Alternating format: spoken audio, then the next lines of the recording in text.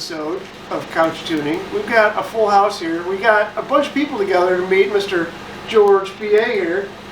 He came all the way up from Florida. And we got a couple we brought Jesse back. You guys know he finally Jesse. made it out here because he had a day off. Right. And we got another local guy here. Scott, go ahead and introduce yourself. Scott Frampton. He's one of the other local guys here. He's been hanging out with us. We're going to do a couch tuning here, getting to know George a little bit, and we figured we'd have a full group. So, dude, we're so glad to have you up here. It's nice to see you. I'm glad to be here. I mean, it was a long drive, but I'll take it. I can't believe you actually drove, man. Yeah, because you told me originally you were flying. I'm like, oh, okay, but let's not go about what happened. that's all right. We don't need to get into that. That's fine. Whereabouts are you in Florida? Jacksonville, around okay. the Jacksonville, St. Johns County area. Okay. So. And you're a fellow Sunset member, which is kick-ass, but he's also an XB guy. Right. So, we've got a couple of guys down there with XBs, and yeah, I mean, I got a 2011 release series. Hood's custom done for autism and apraxia, so it was a topper. It's on bags, 18 by 10.5-inch wheels. Audio's all done. Audio's gonna get a little bit bigger. Basically, I just like it to be plain simple, and I love my audio. That's basically it. yeah, you're definitely an audio guy, that's for sure. Love audio. Yeah, Scott's an audio guy as well.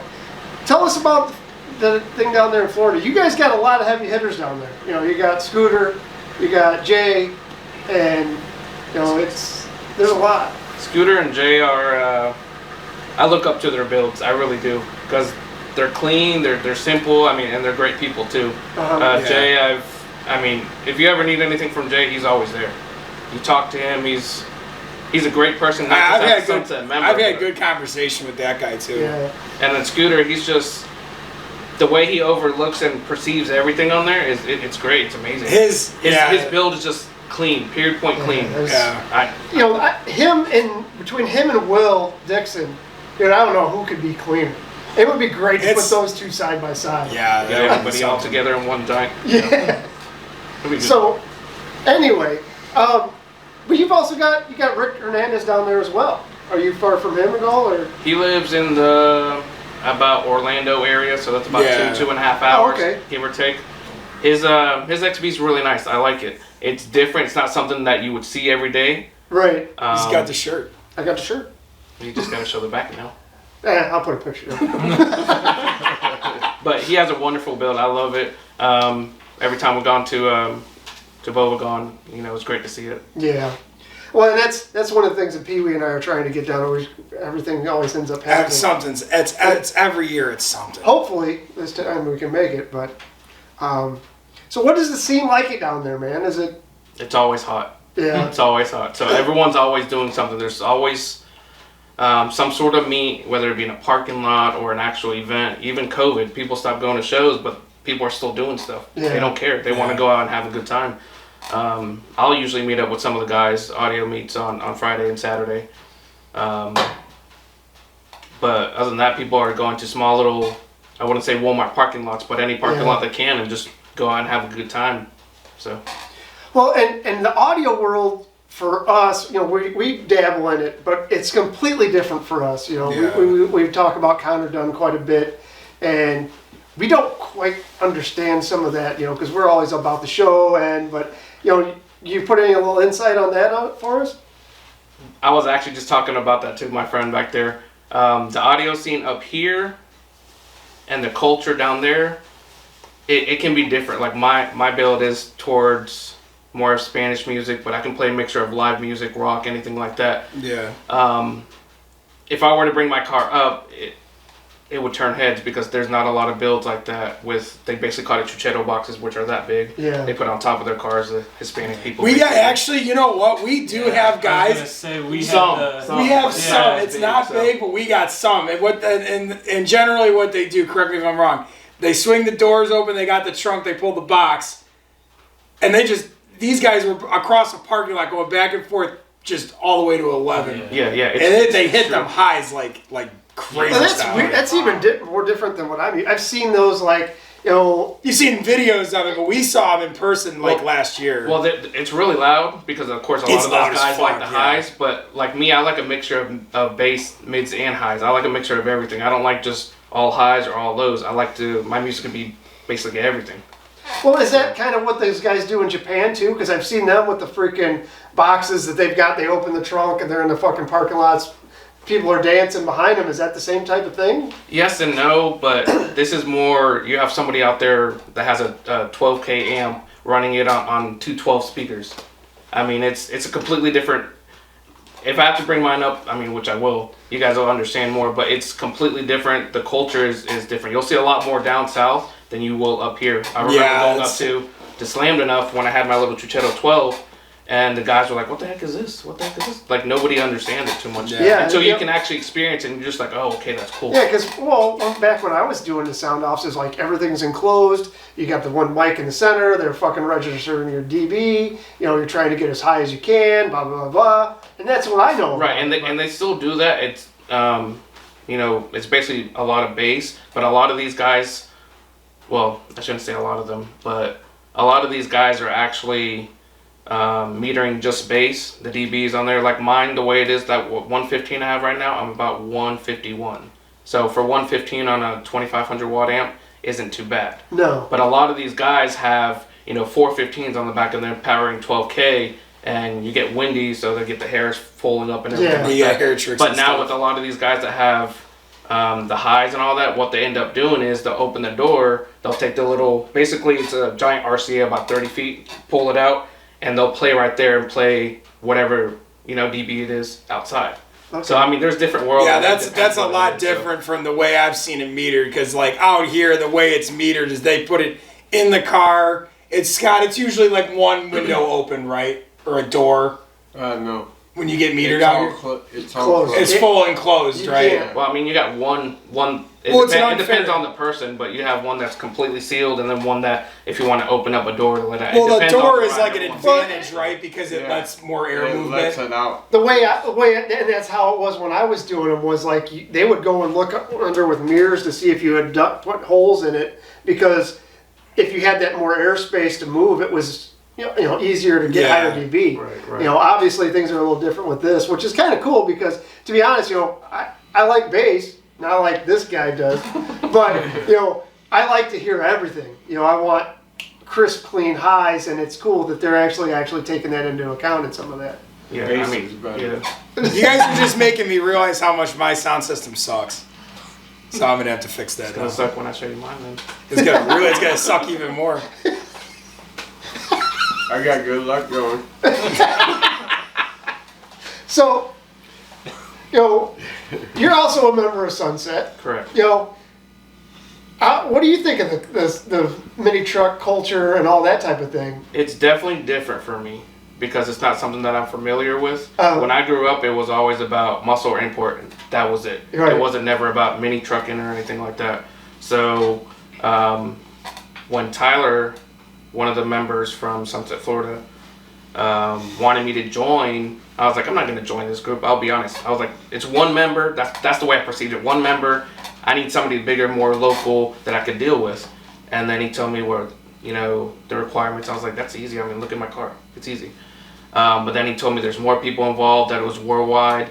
And it kind of got me thinking because I was stuck I'm the kind of person that likes to be solo.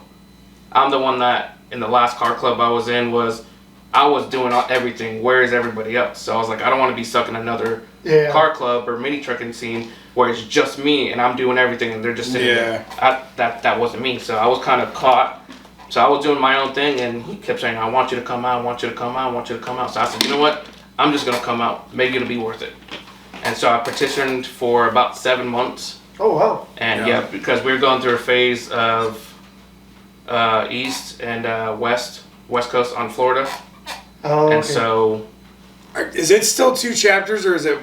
It's not. Now it's just, well, actually, we just recently changed it. So it was East Coast and West Coast. Okay. So now West Coast took over. Billy, Brian, everybody from down there. Yeah. And then now we have a North Florida chapter. We're trying to get a couple more members. and so that we can actually be a full chapter. But Well, right Florida's a big state. I mean, Oh yeah, now, right. you're talking an 8-hour drive from. So. Yeah, but I mean, it's great. I've loved it so far. Everyone's been great.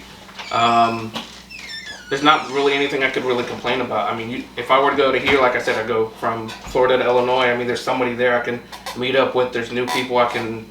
yeah, I mean, you put the all that memo stuff, out, and yeah. our whole chapter showed up. So Yeah, and that's what's nice about it. But how is it?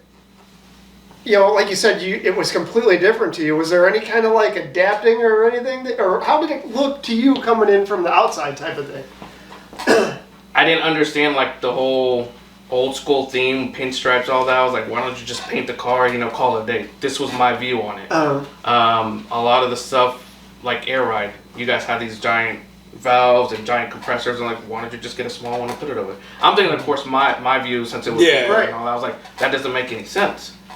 But after coming in Sunset and seeing different views on different stuff, going to Slam Fest, I get a better understanding of how everything is. It's kind of like import scene, basically, but mini trucks and Yeah, it made me think a lot about my build and what I could do with it. And that's exactly what we're trying to get through to some of these people, because some of them that watch, they don't know. Slamfest is fucking huge. I have always wanted to do Slam And Fest. dude, you can't get any more immersed in the mini trucking than that freaking show. And you're looking at our Air Ride and going, well, yeah, why? Well, we like to show that shit off. We want to see the compressors. We want to see all that.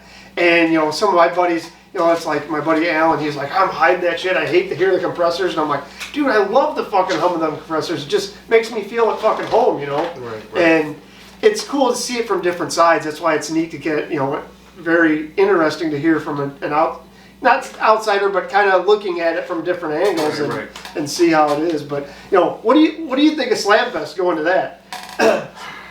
Oh. It was a mixture of just everything all in one. I mean, you had some imports out there. Right. They got donks too. Tons and tons and tons of mini trucks. So you had some dualies out there that apparently they were famous magazines, so they haven't been touched a bit. Right. They just drive them to the show and come back. Basically, they're oldies. You got a lot of builds that are under construction, but they still look good. I mean, of course, someone's not going to spend.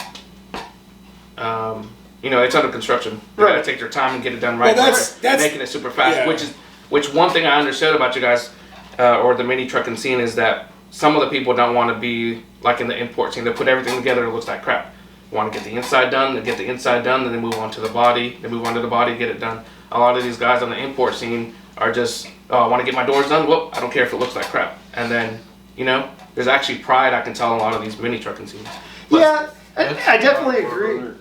What's that? That's about 100. Yeah. Yeah. Well, and it was like that with some of the lowrider culture too. A lot of the, back in the 90s and that, you'd see a lot of people that were just to do it. Yep. And it does kind of get that way, but see up here, one of the things that I like about mini culture is that you can pull out your under construction. The import guys don't really care. You won't see a primer, car at an import. Well, that's the one thing that mini culture. Well, here's the thing with mini truck culture. From the outside looking in, there's a lot of shit that don't make sense. Well, And the under construction thing is a very mini truck thing because no other culture embraces that shit. Right. Because I mean, like it's because the construction of it, it's not like an import where you're doing whatever. I mean, there's people who bring just out frames. Yeah. They'll bring out like a painted frame. Well, I've seen that shit. And there was too, the one guy, I think it was a Chevy Dually, that, dude, his frame was at shows for fucking years. And they're like, are you ever going to build it? Well, we saw something like that at Slamfest when I went. And all it was literally the frame. He had the doors. There was no seats, no motor, no nothing. I didn't, in my eyes, I was like, why even bring it up? But it shows that he's doing progress. And I'm pretty sure the next time he comes into the Slamfest. Well, a lot of these trucks aren't built in a year. Some of these mini truck builds, I've seen them take 10 years. I mean, I agree. Well, and that's what's cool, because in seeing it in those positions where you're talking at it, where it's under construction, you can look and see the metal work that's involved. You can look at little things that you wouldn't necessarily notice and get inspired by it. There's been shows where I won't look at anything but the under construction shit because that's what's cool to me. And that's one thing that I wish that the import culture would kind of take, because there's some huge builds out there. We're seeing guys that are building fucking drift cars and that are fucking phenomenal, and it would be cool to see the steps of it. Now, what they're doing on a lot of these import shows, they're doing like the under construction first and second place. So you'll have a lot of those guys that are doing it now just to bring just to see what it is. Yeah. But it's not every show. Like when I've host events down there, I try to at least do like under construction or weird, something like that brings it all together so somebody can see it, because what I have is really not, well, it's still technically under construction. But there's a lot of people that still out there, and all they're doing is just their engine. It's still considered under construction. Yeah. So well, everything custom is always under construction. I don't care if it's complete. It's never done. Completely done. There's something that you're like, you know what? I'm gonna change that. It never goes away. But it's so cool to see the progress of it, and I like to see even finished products go from one thing to another. So now that you made it to Slamfest, and I'm sure there's other big shows down there. Right. Are you like ready to go out and do the fucking drive into Maggie Valley? Obviously, we talked about Camp and Drag, but right. I want to go to other events, and I know the thing is, since of course I have an XB, there are XBs out there in the mini trucking scene and stuff like that. But it brings me to. There's a lot. It makes me want to push myself more, seeing these builds and kind of, I guess you can say, break necks. Because a lot of people know me in the import scene. It's true. A lot of people do. Mm-hmm. But as mini trucking scene, no one really, I guess you can say, knows me or knows of my build. So I kind of want to be that person that kind of goes into Maggie Valley and they're like, who's this guy? We've never seen him before. I like that kind of a shock appear. Who is this guy? Yeah. Or go to Battle Obama, anything like that. Yeah. And that's the interesting thing with being the XB. We can have our foot in both things. We can do the import. We can do the mini truck thing, because you are. But there's also problems to that too, because we go to XB or import shows and we're the only two there, and nobody looks, or mini truck shows and it's not quite the norm for them guys. So it does take a little bit to draw attention, but you can't go from one to the other. It's one of those things where it's either it works in both places or it works in neither. Right. Because I've had shows where you go and nobody looks. I've had shows where you get a lot of looky-loos. Well, I've been to both. We can take Miss Murder and go to an import show and nobody looks. You can go to a mini truck show and nobody looks. It just depends on that. But, it's cool that, what I'm trying to get through to our viewers is that there's more to just the import or whatever scene you're into, and look at those other things to draw and build off of. And it's a perfect example. You started to see it and you're like, I can start fine-tuning shit and take it to a different level. And I mean, we still all do basically the same thing, blood, sweat, and tears into our rides. Right. That doesn't change, whether it be static cars, cambered out, mini trucks, dunks, anybody like that. You're still spending a lot of money to get that wonderful clean paint job. The metal work, it's still all the same. We still have the same passion. And in my eyes, I think a lot of people have lost that. I agree. I think there's a lot of that too. There's a lot of hate and disrespect just because you don't like that guy's cambered wheels or his mini truck, but who says he didn't put just as much or more work on his car than you did? Well, and I agree. I also think of it as this: this is a testosterone-driven sport, and all the guys back in the days, it was Ford versus Chevy. They didn't get along. It's going to be the same here. Yeah. And I can still sit there and give somebody shit for having camber because I don't like that shit, but I can still give them the props for it. But it is like we talked on here an episode back or so. I found no, it has to be this way and it has to be this way, and then I'm editing it and I'm going, wait a minute, there's beauty in everything. Right. And if we all look the same, I'd be bored wanting to do something else. So, Sure. And what I kind of figured out is, we've got to intermingle. We're taking lowrider style paint jobs and putting it on mini trucks, and we're taking, air ride and putting it on these, mini or imports and whatnot, and things are intermingling because everything's been done. It's just now just changing that flavor and giving it a little bit different, Even bagging imports, it's kind of a newer thing.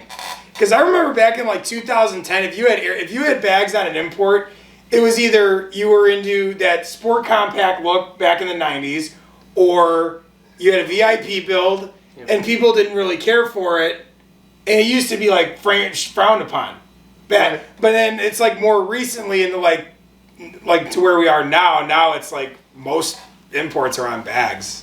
You know? Yes and no. You've got your static guys, but a lot of them are more performance build. It's more of a leveled out thing. It's not like 90% are static and 10% are bag. Yeah. It used to be like weird to be on bags.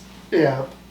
I mean, but bags, to us, it's like the norm. If you're in mini truck world and you're not on bags, it's like you're not a mini truck, which isn't true, because now we're seeing this crazy mix of import culture taking the old mini trucks and cambering them and static builds, drift builds, which fucking kills me. But you know what I was always saying back in the day when drifting was coming out? I'm like, do a fucking truck. Yeah, then somebody listened to you and then you got mad about it. Then I'm like, fuck you. Don't fuck up that Toyota. You're not supposed to do that to a Toyota. We all end up getting that way. I'm going to tell you it's going to happen to you, P. You're going to be old and you're going to be sitting on the couch going, you young fucks. I'm already mad at the world, so. And you're already old too, so. He ain't old. No. It must be the man bun. Yep. Oh my god. 110% the man bun. So, what else are you guys, down there in Florida that's, we don't really get to see a lot of it down there. Well, we don't have snow, I can tell you that much. Yeah, but you got to see show that this season week. is all the time. Yeah, it's true. Show season is all the time. It's just fun, honestly. I mean, the weather, the lows are maybe 30s. The highs, I mean, it depends. Every day is different, but I mean, you could go 30 to 60 and that's your high right there for a day, or it could be 30 and 80, 90. Well, how often do you guys have problems with rain? Like stuff getting rained out? Let's see. If there's still rain, people are still going to show. Do people I think Florida people are just used to dealing with rain. Where I lived, it would rain at the same time of day every day, and then 10 minutes later it was like gone, so it didn't matter. It depends on the month, honestly. Yeah. But everyone, I mean, people are doing stuff Friday nights. You go out to this meet, and you enjoy your day. Saturday there's a meet. Tuesday there's a meet. Wednesday, I mean, literally every day of the week there's a meet. Well, how does it work then, because the nice thing about it here is we got the winter, and it's like, all right, it's downtime, let's work on our car. Do you guys ever have a downtime? No, I don't think so, right? Well, yeah, there's not really downtime. You kind of got to weigh the pros and the cons of when you want to put your car down. Is it more like for me when I end up putting mine down, I want to do it because there's bigger shows during the summer and I have the time now, versus overcoming it, passing it, and then doing it so-called the winter. There's still shows in the winter. Yeah. So. Well, the winter actually is better because the weather's a little better sometimes. Right. But there's. It really depends on that person, how long they want to be down, because there's always going to be shows. For me, I'd rather miss one or two of these small shows and come out big at a big event. Yeah. Again, it really depends on that person. Depends when they want to bring it down. So it's not like you guys can tuck it away and you got the whole winter to work on it. It's not like that down there. Yeah, well, we talk like we do work on the winter, and we just sit around and it's cold and playing Xbox. But whatever. What time we got over there, Pete? I was gonna let it go like another 5 minutes. All right. So we got about 5 minutes. Anything else you want to bring up? Yeah, it's man bun. It's not. Yeah. What about you guys? Yeah. What you been up to? Hiding, yeah. Basically. Hibernating. Like I was just saying. Just trying to get some stuff done, anything, because the cold kind of sucks. Yeah. And, I wish I was in Florida so that way I could just do some of the stuff that I want to do and not have to wait for the weather to warm up or, make sure that the garage is warm enough to spray to glue. do stuff. Yeah, exactly. It's still nice to see the snow, though. I'll definitely tell you that much. Well, I'll tell you. Nice. I'll tell you. You can take that snow with you back to Florida. Right? There's something to that. I lived down there for 11 months. There's no change. The temperature goes a little bit. It's always a sunny day. It does, when you're down there, you miss it because you don't get to see it. But I'll tell you what, I came back and froze my ass off. But, but what about you, Scott? What are you up to? I'll take the sun over this any day. Yeah, I don't need. Well, this was a pretty brutal winter. Yeah. As far as It really wasn't bad up until this month, but Yeah. Yeah, Texas even got snow. Yeah, I know, right? Yeah. That's fucking crazy. And they shut down. So, one of the things, and George has talked about this, we brought it up on our page, is about Camp and Drag. And George says he's going to make it out, or try to make it out. He's got some stuff going, and hopefully he can make it work. We're talking about doing some shit like bringing a railing box. We'll It's coming. just put it up on here that Crystal's got to be there, right? Because she said. oh, you want to talk about the big deal? Because it was Uh-oh. No, but I'm just saying. She did some kick in the ass, and I've been trying to give it to her. It's to a be motivation. mean, and If I can come and that's a 19-hour drive, she better show up. there you go. Railing Box He's going will to be come, there. and Railing Box is I'm going to gonna come and I'm gonna challenge her. That's what I'm gonna end up doing. I'm gonna post it up too. There we go. So now you got Right. two. Yeah. He's coming. I'm bringing Railing Box, and that means you better have that shit done. So. I'll be there. I might. You better. No, you go. better. You're going. You're going. You're going. Where's it at? And it's almost. Waveland, Indiana. It's almost Indianapolis. Yeah, I'll be there too. All right, Pete's coming. So that's my point. We're trying to get together a large freaking XB group. And look, that thing's going to make noise again. We're putting a large group together so we can get together and meet a lot of you guys. It's great to have George come up here and to be able to slap hands with him. And we want to do that with everybody because the community is kind of going by the wayside and we want to get everybody together. We want to immerse you guys into what we like to call the mini truck scene and come down for Free Beer Friday and fucking have some Oh, I love Free Beer Friday. Free Beer Friday. It's just All right, Saturday. so for the people who don't know, Free Beer Friday is a deal where you buy the shot glass or the shirt and you get a free beer. Well, you Or get a a free shot. beer regardless. Well, you get the beer. Well, yeah, You don't and have to everyone buy a just goes. thing. You get a free beer. You get a free beer, Do I but get to usually you grab buy on it. You to buy the the shot man glass. What's that? Do I But get if you to pay grab $5 onto for the man shot bun? glass, Yeah, you if get you the come to shot Free Beer included. Friday, you can touch the man bun. So it'll kind of immerse you into the thing, and it's a great time. So we hope to see you guys not just there, but anywhere. We're trying to get out. Pee Wee's talking about going to freaking Maggie Valley. I've already got the vacation time. My car ain't gonna be there, but I might get a rental car, and I couldn't get a ticket. It's sold out. We'll just take a car and get there. I will get there. I talked to Jay Drop from your your car off chapter. at He's my talking house. about going. Ooh. You just take mine. Now you just gotta get Scooter up Okay. there and it'll be good. Oh, if we could get Scooter, that'd That'd be be good. good. Drop a You car can off. find That would be good. something. Scooter, we want to see you in Maggie Valley, brother. Bring that thing out. I'll help you clean. You're biting off more. You know how much cleaning goes in that car? I know, but we got to get him out there. I wouldn't volunteer anything like that. That's too much. Anyway, we are going to shut up now. We're going to go get some food. And the talk is that it's not tacos this time. So we're going to let you guys go. We want to see you guys out in the garage. So get out there, get some work done, and post it on our page because we want to see it. And we'll talk to you guys soon. Soundtrack, what's poppin', baby? Woo! If y'all ain't know, I go by the name of Lupe Fiasco, representing that food stand 15. Yeah, and this one right here, I dedicate this one right here to all my homies out there grinding. You know what I'm saying? Legally and illegally. You know what I'm talking about? So, check it out. First got it when he was 6, didn't know any tricks. Matter of fact, first time he got on it, he slipped, landed on his hip and busted his lip. For a week he had to talk with a list like this. Now we can end the story right here, but shorty didn't quit. It was something in the air. Yeah, he said it was something so appealing. He couldn't fight the feeling, something about it. He knew he couldn't doubt it, couldn't understand it. Branded since the first kick flip he landed. Labeled a misfit, a bandit. Cocoon, cocoon, cocoon. His neighbors couldn't stand it, so he was banished to the park. Started in the morning, wouldn't stop after dark. Yeah, when they said it's getting late in here. So I'm sorry, young man, there's no skating here, and so we can't.